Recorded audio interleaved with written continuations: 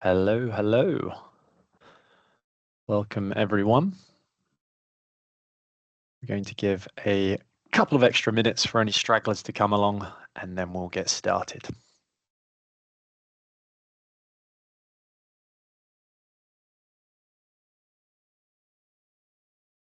Thank you so much for giving us some of your time on Wednesday. Hopefully there's something in here for everyone. Okay, 1 minute past, I think we'll get going. Another Bulletproof webinar. Well, hello. Welcome back if you're returning to us. Today's webinar is all around the Data Use and Access Act, what it means for UK businesses. This webinar fits firmly in our data protection pillar. And if you're not familiar what Bulletproof do, we operate across 3 pillars effectively: cybersecurity, information security / compliance, and data protection. To help me take you through it today, I say help you, he's going to mostly lead it and just do the talking, is Richard Bradley. Richard, how are you? And for everyone that's listening, can you please give a 30-second synopsis of what people can expect today? Hi, thank you very much. I'm Richard, the team manager for data protection at Bulletproof in data protection for more years than I'm going to let on our webinar today. Needless to say, the grey hair and receding hairline is giving the answer away. Our plan for today is to run through the Data Use and Access Act 2025, a little bit of the context of how we arrived here today, what it means for other legislation that this sits alongside but does not replace, what it means for you as a company, the areas of action, so our recommended course of action to respond to this, and of course the role of professionals for support with respect to both data protection in general and the changes that have happened and will be happening over the coming months and year. Brilliant. Richard, thanks so much. This is an incredibly dense topic.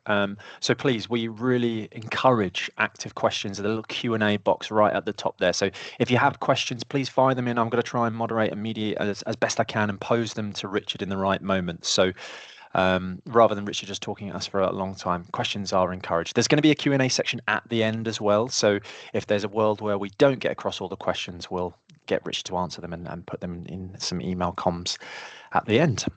I think we're good to go, Richard. So I'm going to hand over the reins to you. Any questions come up? Fire away. Thank you very much. How did we get here, I suppose, is the first starting point. I'll try to be relatively brief on this section because it doesn't overly impact what you need to do, and I think that's the main reason most people are here. But in essence, there were 2 previous attempts to change data protection in the form of the Data Protection Digital Information and the subsequent number 2 bill that was nearly identical to it of the previous government. And then we had the Data Use and Access Bill, which is now the Act. Fundamentally, it's about a small departure from the EU framework as was, and to bring it more in keeping with conventional English law. A few updates to respond to changes in the wider world, and some more sort of parallel changes to actually keep it more in keeping with developments that are also happening in Europe completely separately at the same time, sort of since Brexit. So a big component here is to put it into a national context, trying to still preserve adequacy, but there are still questions over that, globally interoperable, but at the same time signalling national priorities around growth and innovation at the same time, which feeds us on to point 2, which is economic growth. So the bill or rather the Act now, I need to stop calling it a bill, it seeks to liberalise some uses of data, remove a little bit of red tape here and there, both for the public sector, the non-profit sector, and for the private sector as well, and to still at the same time preserve people's rights as we go through it. So in terms of innovation, some of these are around automated decision making, smart data models, and removing some of the burdens of paperwork that go with a few of those components at the same time. General regulatory reform is the 3rd component here, which is, as I say before, it's about updating, keeping pace with changes that happen with technology. So obviously we've seen rapid changes with automated decision making, and Gen AI over the past few years. I think even just in the last year, the acceleration in that has been quite marked, and so the law needs to respond to that. So providing a mechanism by which some of these things can be utilised while still maintaining protection. There have been some other significant components of regulatory reform here, which is important to mention. So we have the criminalisation of certain forms of deepfakes, particularly important with the prevalence of Gen AI and how scarily easy it is to produce these in that particular context. And we also have the creation of the National Underground Asset Register, which we'll go into a little bit more detail as we go through here as well, and some minor changes here and there, such as changes to national registers for births and so on as well. Finally, we have the international positioning. So essentially signaling to the wider world that yes, the UK is pro-innovation, pro-growth, pro-digital use, but at the same time, strongly respecting rights and providing a strong regulatory framework for achieving that in a level playing field. We could move on to the next slide, please. Thank you very much. So, key aims. I'll try to canter through this section relatively quickly, if I may. So, the first component is enabling, or rather making people more confident is the better way of describing this, to share data where it is for the purpose of harm prevention, crime and fraud detection and enforcement. So, for example, there have been cases in the past where nurses, social workers and so on have discovered untoward behaviour or risks, and they were nervous about sharing that information with people who could help, because essentially what's the confidentiality risk here and things like that. Now, those are still questions that they will need to ask themselves, but if they are confident that it is the right thing to do, regardless of what the other considerations are, then the law is there to protect them by saying that if you are sharing information for these purposes with a genuinely held belief, you may share that information for those purposes with appropriate bodies. So that has been made explicitly clear in the new legislation, and that's then been updated in the other laws that we have. We have a slight change as well in terms of requests for information by police and similar agencies. So previously, the responsibility for determining what to share with the police when they asked rested with the organisation sharing the data. So the police had to give extensive justifications, say what the lawful basis is, what would happen to the case and all these other things. That's changed, so they don't need to give as much justification anymore, but they are the ones who are accountable and responsible for that choice. You should still check, and we'll discuss that in more detail, but that's the other main change on that one. We have clarity on certain uses of data. So some of these are things that were sort of understood, but not clearly established in law. So, for example, the use of legitimate interests for direct marketing for charity purposes. So donors can be contacted to ask them to donate again or to engage and things like that using legitimate interest. We'll dig into the detail as we go through.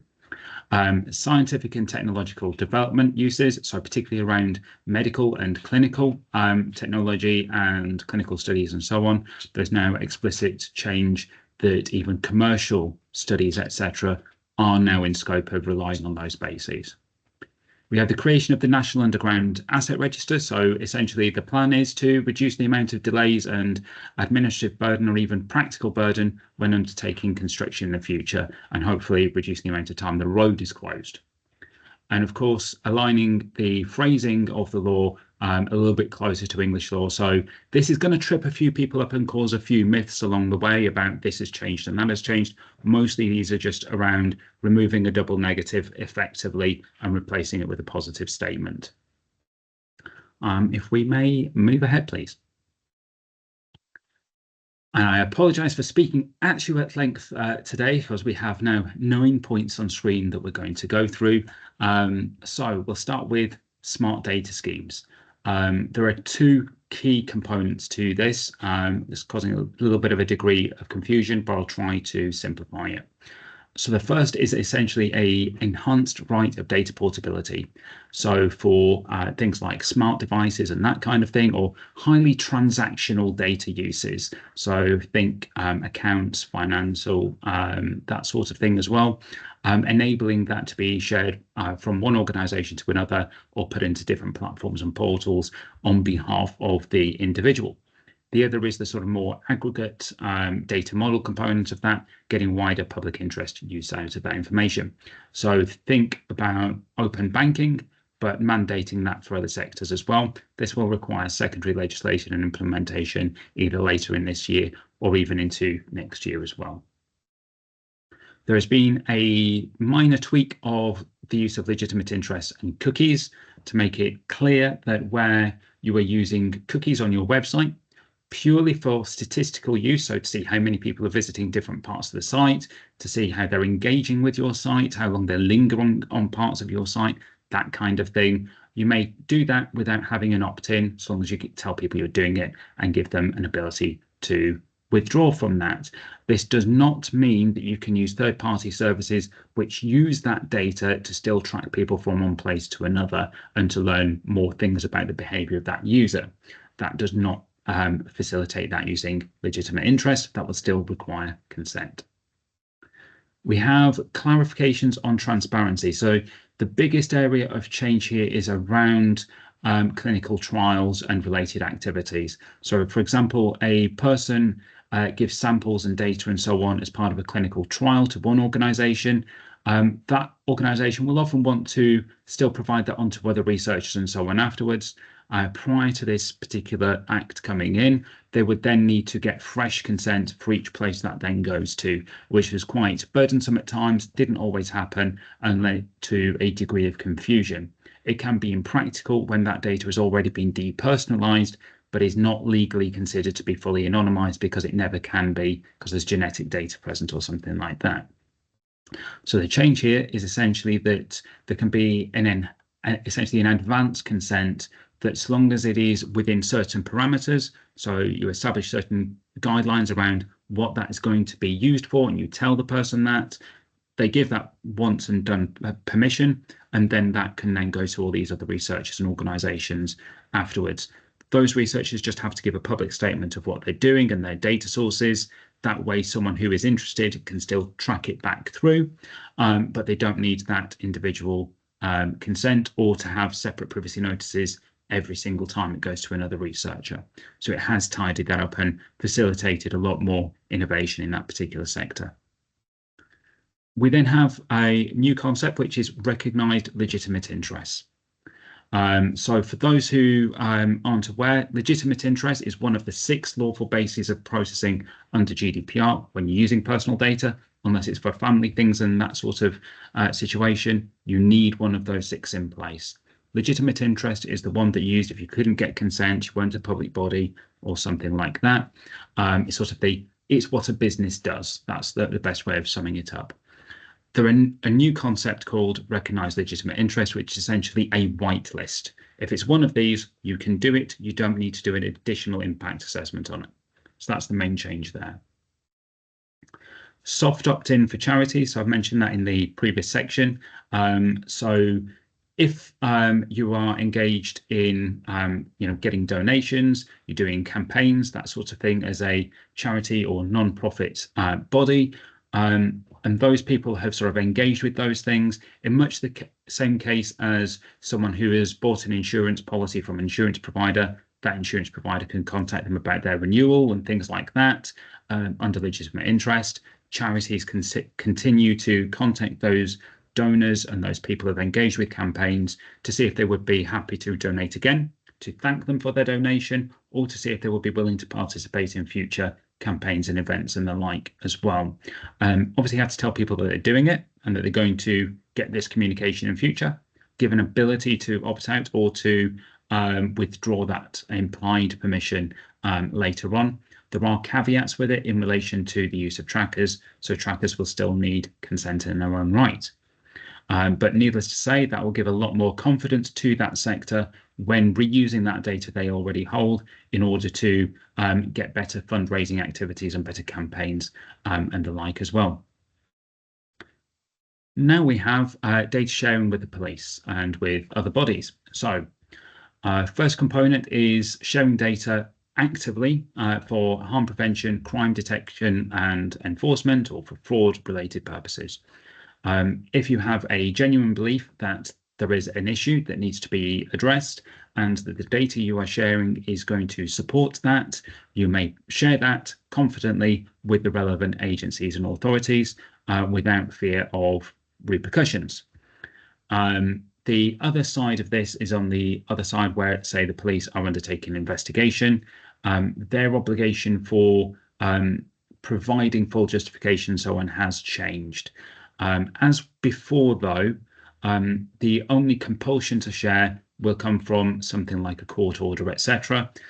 So it's only where there is an explicit legal obligation are you compelled to, but the burden of responsibility for those data sharing activities will sit with the police, but you are still generally encouraged to take reasonable precautions and checks, because obviously there are unfortunately cases where a rogue individual will request information that they're not due, and there was a case that was published in the last week or so as well. So reasonable precautions still advised, but you do not need to request the Schedule 1 form be completed and all the other components in the way that we have been for the past 7 years. That's slightly scary, it's 7 years. So that has changed. Lawful basis for processing. First component that's changed is obviously the list of recognised legitimate interest. Now, some of those relate to what I've just mentioned in the form of data sharing with police or with medical professionals, etc., for safeguarding purposes. The other change here is making it explicitly clear when the use of public interest does not apply. There was a understanding or a view among a number of professionals and 1 or 2 law firms from around 2017 to perhaps maybe 2019-20. It started to be eroded over time, this particular view.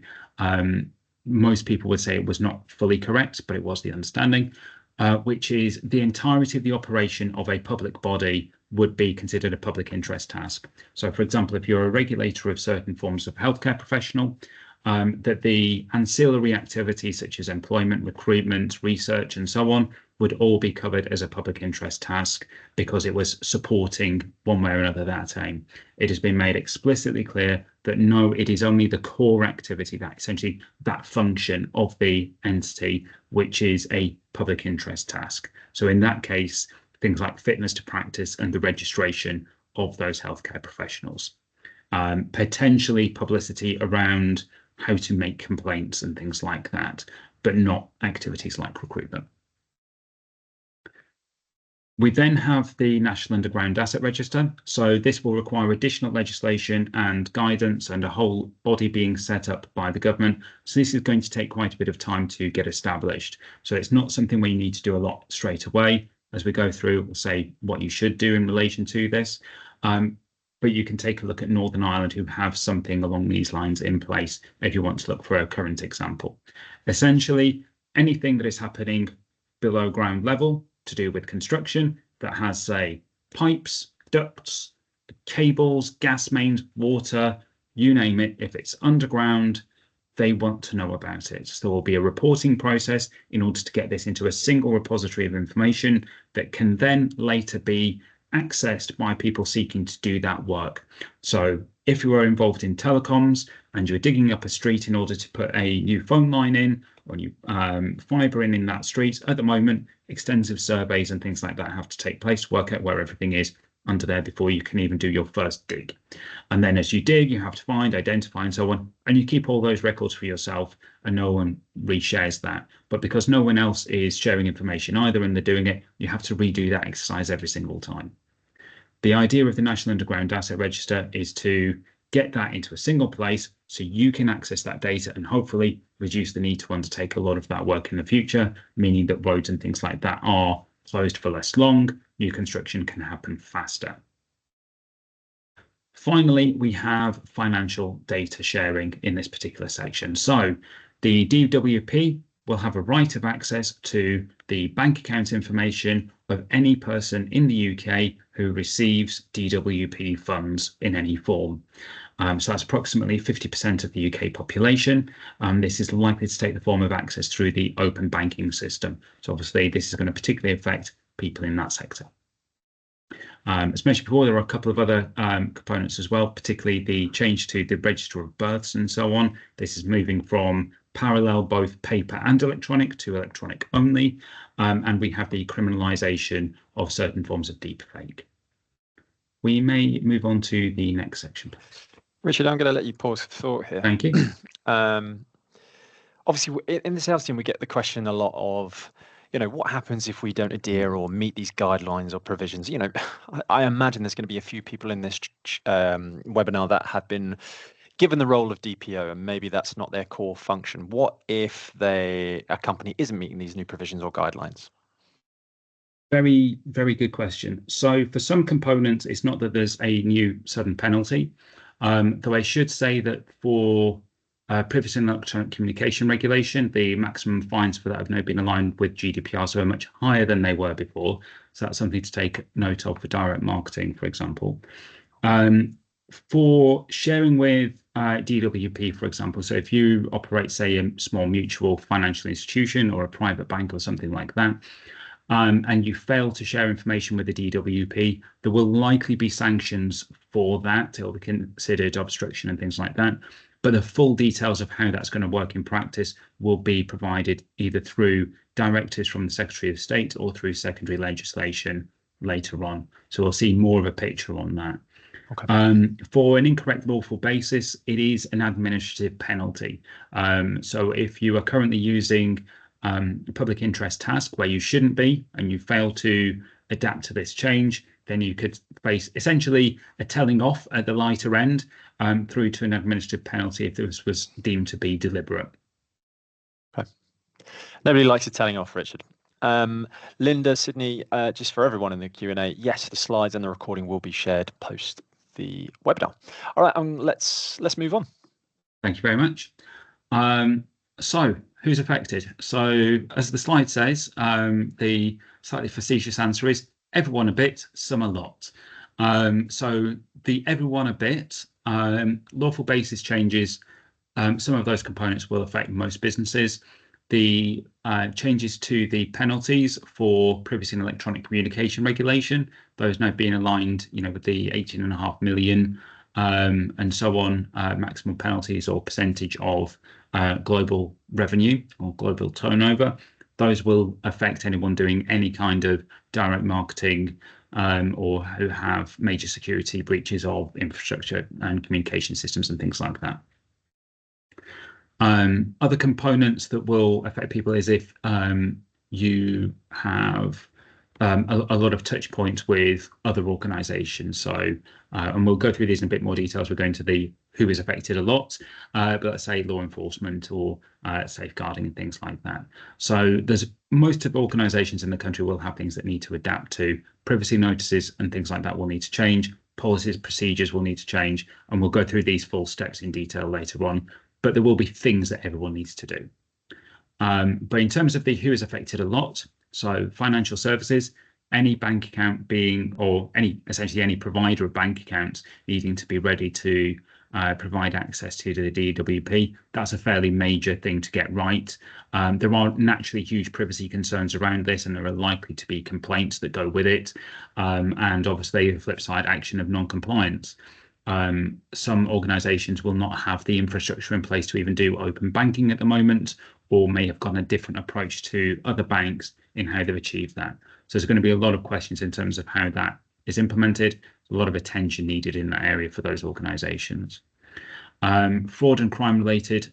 So this will affect not just those who are directly involved in that, so public bodies like local authorities, police organizations and so on, but those who interface, so housing associations who get requests from the police to identify suspects or to locate people who are on their list, or in relation to antisocial behaviour and things like that. That's one example. Healthcare will affect, it will affect education, of course, as well, accountancy even, and so on. So there's a lot of people who can be impacted by that strand. Infrastructure and communication providers, the National Underground Asset Register will especially impact that area. I would say is an initial burden, but then a benefit on the other side of it as that information starts to become available to them to do their work. And of course, construction within that same strand as well. So if, for example, you are the company that provides a local backbone that other operators use, or you're an operator who uses those organizations to commission work, there will be touch points that you have in relation to them.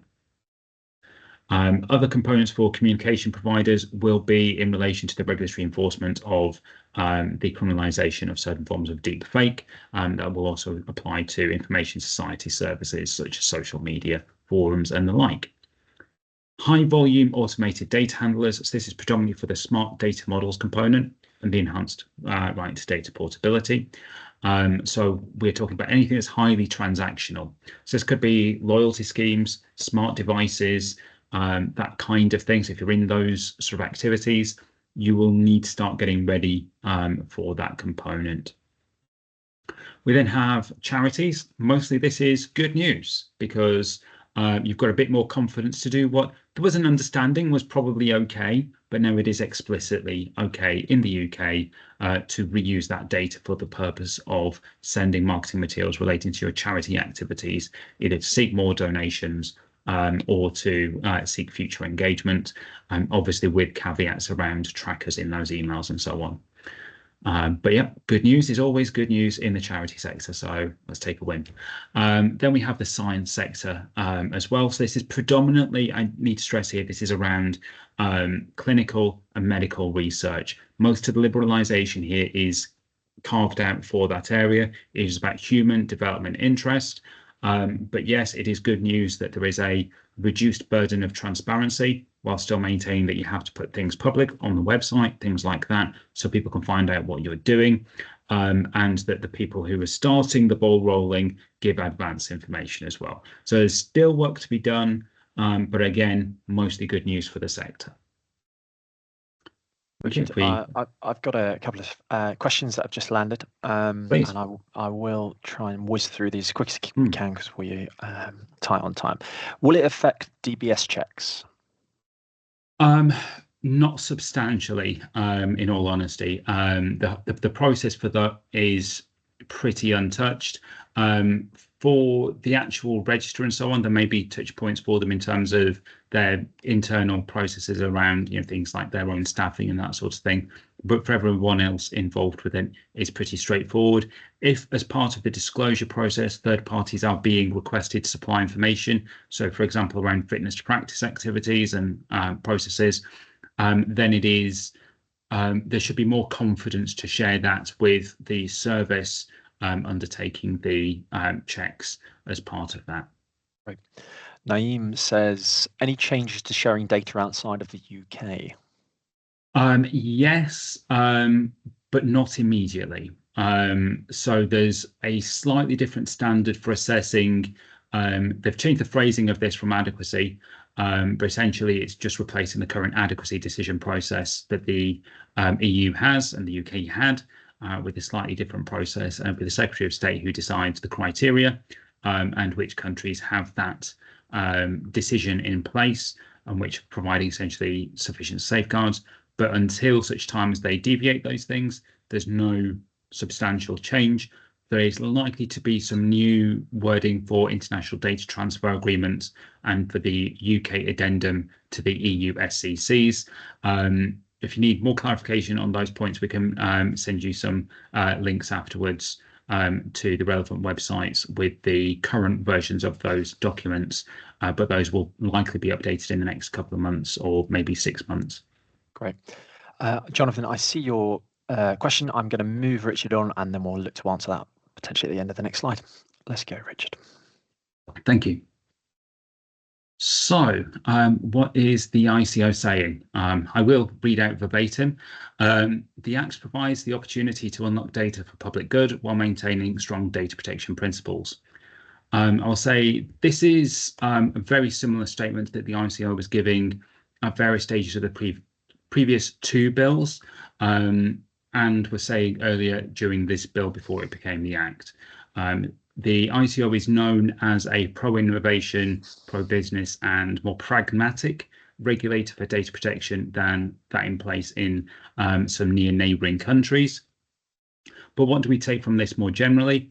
The first is sort of just repeating part of what they say, that they do welcome the pro-innovation components of it. And I don't think there's going to be too much argument from most in the country about those elements. There are question marks and there will be concerns from privacy campaigners, and a lot of this will come down to what actually happens in practice and in the courts. But for the moment, most people are reasonably comfortable with that. The ICO, however, is making very clear at the same time that organisations still need to embed privacy or data protection by design and by default. That has not gone away. That has not been watered down in any way.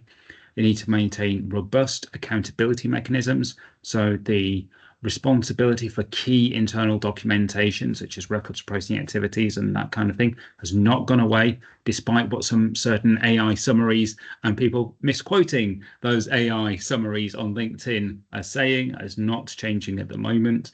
And organizations still need to understand both their current and their new roles with respect to the risks around smart data, because obviously the volume of data involved in smart data and things like that is so significant. You can learn a lot about people that is deeply private and highly risky.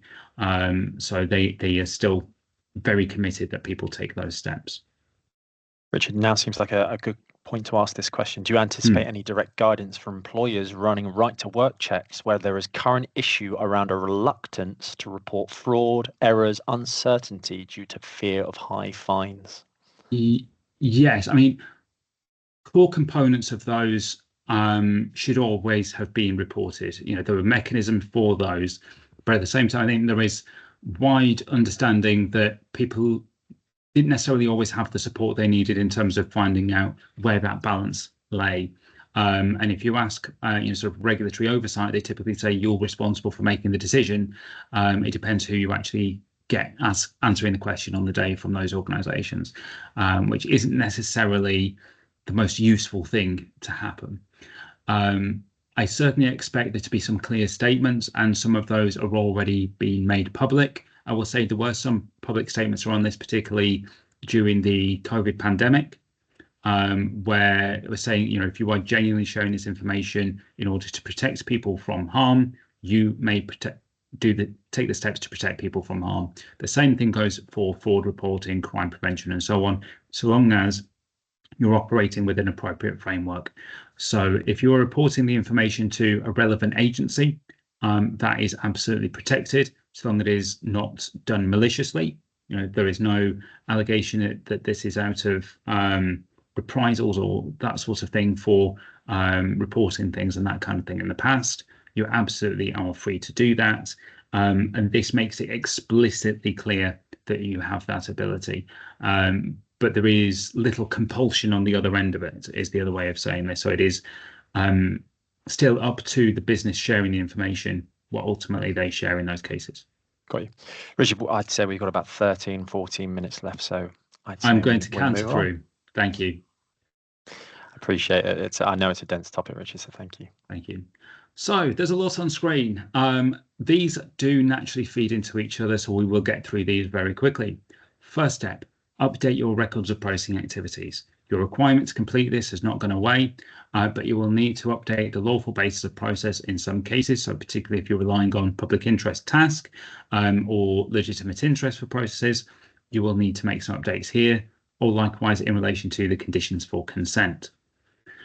You will need to update your privacy notices to match any such changes, but also to give clarification around when data may be shared with third parties, such as in relation to crime, fraud, or safeguarding. There is the next component, which is updating internal policies and training.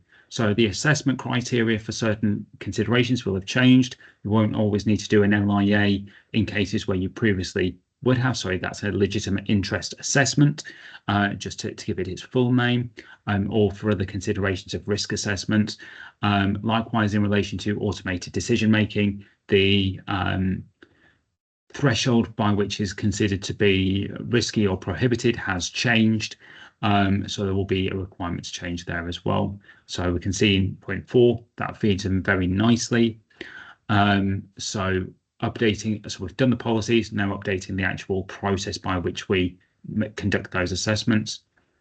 We then have planning, getting the idea seeded within the business for enhanced data portability and the work around smart data models. So it's basically keeping an eye out for further guidance and information from the government as to how and when that's going to come into effect. We then have wider things to watch out for in relation to the National Underground Asset Register and DWP access, which will come out again from the government later on. Then we have reviewing your current practices to see how they stand up against the new world with regards to data sharing arrangements. So just making sure it aligns with either those new recognised legitimate interests. It's for fraud, it's for crime, it's for safeguarding, things like that. We then have that you still need to conduct DPIAs for new initiatives where these are novel, handling riskier data, so that is health, special category, or criminal offences or allegations data, or it's at a large scale. That will still require a DPIA as it did before. The requirement for a DPO has not changed, but as there is a lot of change happening, now may be the time to either upskill someone internally or look to appoint a data protection officer to help you through this journey and this roadmap for the next phase of data protection in the UK. Then I'll take a deep breath. Implement or update your data governance framework. So a lot of this feeds back from, it's essentially the culmination of everything we've just discussed. So especially if you've got ISO 27701 in place, you'll need to update that to bring it in line with the new legislation. But if you have a wider data and privacy management framework in the organization, again, it's just making sure it includes the new legislation as a component of that. And finally, updating contractual clauses to make sure they align and that they don't include terms which are essentially unlawful. For example, let's say you have a contract that says that the other organization may not share data with any agency without your permission, but let's say they're a banking provider and it's account information relating to a recipient of DWP benefits, you've suddenly got an unlawful term. So it's just making sure that those are updated as well. Thank you very much for that slide. I appreciate I've spoken at you very quickly on that particular one, but those are the main steps and you can see how they feed into each other. You start with the ROPA, then you move on to telling people how their data is used, then you're sorting out your policies and procedures internally, and finally landing on contracts. So it all feeds step by step as part of a wider plan. Back to James. Next slide. Yeah, how can Bulletproof help? Or Emily, next slide, please. You'll see in the chat, I've just put a little link to my email address. Bulletproof have a wide portfolio offering. It's not just data protection. We operate in a number of different sectors. ISO, pen testing, VC, so cyber essentials, any form of consultancy, you name it, we've got it covered. Typically, Richard, I'm going to back this one back over the net a little bit. Everything you spoke about today, if I was named DPO and let's say this wasn't my core offering, like I said at the beginning, could Bulletproof take all of this off of my chest, like the virtual DPO service? If I said, look, Richard, I don't want anything to do with this, can you just handle this start to finish? We can do a lot of it, but there are key components which are genuinely collaborative in nature. I'm going to say something slightly rude and slightly facetious at the same time, which is we're not mind readers. That's the best way I can sum up the component where it is genuinely collaborative. So that would be things like the record of processing activities work, for example. Unfortunately, that tends to be a little bit of a beast particularly in a larger organization, or one that has a lot of different activities, regardless of its size. So we'd normally go for a workshop-based approach where essentially training people to supply the information that goes into it and then making sure it works. So you can see the flow of data within it. So the source of information, the destinations, the lawful information is there. And we also obviously supply the legal necessary information into that as well. So ROPA is just one of those chunky pieces that requires a lot of work on the wider business side, not just a single point of contact within the business either. It is a full collaborative exercise. DPIAs requires input from those who are close to the work in question, so are commissioning the new database or the new system, or who are looking to develop a brand new product involving data and things like that. It will require those who are either speccing that, designing that, or implementing that to be part of that process. But naturally, a consultant from our team could absolutely help with the entire process end to end for that, either leading it or consulting on advice throughout it. So the rest of the consideration, so policies, procedures, and things like that, we can absolutely produce. We will always need input in terms of who is going to be your decision maker as a business. What are your departments? What is your risk appetite for different things? Have you got your own assessment criteria? Are we going to embed the DPIA process with your existing change management process and things like that? Those are the sort of business decisions, and obviously you provide sign off, but our consultants absolutely can lead you through that entire process. Great. Yeah, I think one thing to mention is everyone's environment's different, right? And there's no one size fits all. So if there's things on screen that you go, oh, that doesn't quite work for us, always have a conversation with us and we'll try and make something work. And that goes for all our offerings. Emily, next slide, please. I think we're going to move on to our Q&A, if I'm right. We are indeed. Great, because we've got a few. So thank you for being patient if you've waited all this time. Okay, Sarah Smith says, what are the timescales, deadlines for compliance to the Act? So the key components are already in effect when it comes to things like slightly changed. I mean, when I say slightly changed, there's a lot of people misquoting here, but it's hours of change in respect to the timescales for subject rights requests, for example. Because the definition is now tweaked. That's already in effect. Lawful basis already in effect. The changes to transparency already there. So all of those we can now proceed as is. For some of those, that's not necessarily a case of a deadline or anything like that. It's just you now have the opportunity. That's the better way of thinking about those. When it comes to DWP, smart data models, and those other components, most of this is requiring additional legislation or direction from the government before it actually goes into effect. So we're looking at, as a professional, I would predict a minimum of 6 months before we see material for this, but potentially, as long as 1-2 years at the more extreme end, because essentially they have to set up an entire agency to manage the database in the case, for example, of the National Underground Asset Register. So it will take time for some of those components. And likewise, they don't know how they're going to do the implementation of DWP access through open banking and things like that yet. So no deadline yet, but we will see more information soon. Thanks, Richard. No question you can't answer, and it looked like that question had quite a lot of support with a couple of thumbs up there. Reynard asks, will education institutes fall under the infrastructure section? Generally, no, but some potentially will, and it's more niche cases if I'm entirely honest. So some essentially operate their own ISP and things like that, or they're part of a joint network. They absolutely would, but most wouldn't. But some education providers would also be undertaking some of those activities as a commercial exercise. I think back to my old sixth form college, we actually had our own businesses within it run by students, and they would absolutely be in scope as their respective business entities. So that's the slightly wishy-washy answer there. But to give a couple of more real-world examples, let's say you are a federal university with campuses all over a city or even in different parts of the country, and you have your own point-to-point networking solutions that are running underground between those different campuses. You would be in scope for this. Okay, thank you, Richard. Dave Holbrook asks, sharing clinical data to a researcher for the purposes of conducting a scientific study. We need to be transparent in our privacy notice, but what other requirements are there now? Do we need explicit consent, opt-out?